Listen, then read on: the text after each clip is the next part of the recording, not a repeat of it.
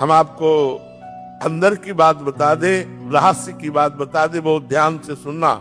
भगवान के मंदिर में जाके मांगना या अपने घर में भगवान से मांगना, दो बातें होंगी तो पूर्ण हो जाएगा, नहीं पूर्ण होगा। पहली बात, आपका भगवान से संबंध क्या है, आपने उस संबंध को माना कि नहीं माना, जाना कि नहीं जाना। अगर नहीं जाना तो नहीं पूर्ण होगी। दूसरी बात, आपका अनुष्ठान क्या है, आपका भजन क्या है, आपका साधन क्या है। साधना नहीं, संबंध नहीं, तो भगवान से इसे मांगो बिल्कुल नहीं सुनेंगे।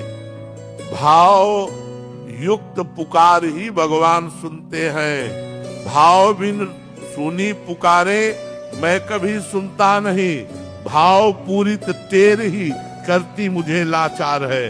भाव का भूखा हूं मैं और भाव ही एक सार है। अगर भाव नहीं है, हे भगवान हमारा काम कर दो, तुम्हारे नौकर है भगवान, तुम्हारे कर्जदार है भगवान, तुमने जो कर्म किया उसको भोग।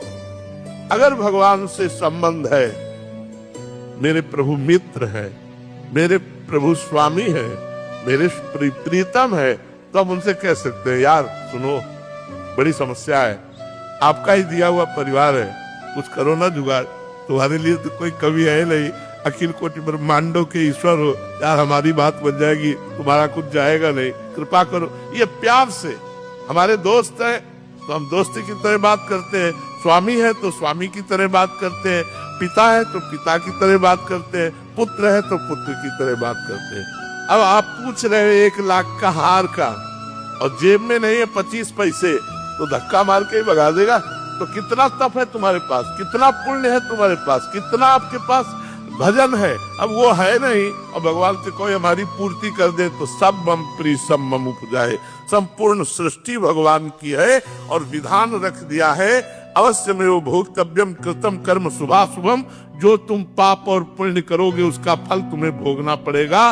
दुख या सुख तुम्हारे कर्म के अनुसार तुमको प्राप्त होगा। कर्म प्रधान विश्व रचि राखा और जो जस करे तास फल चाखा।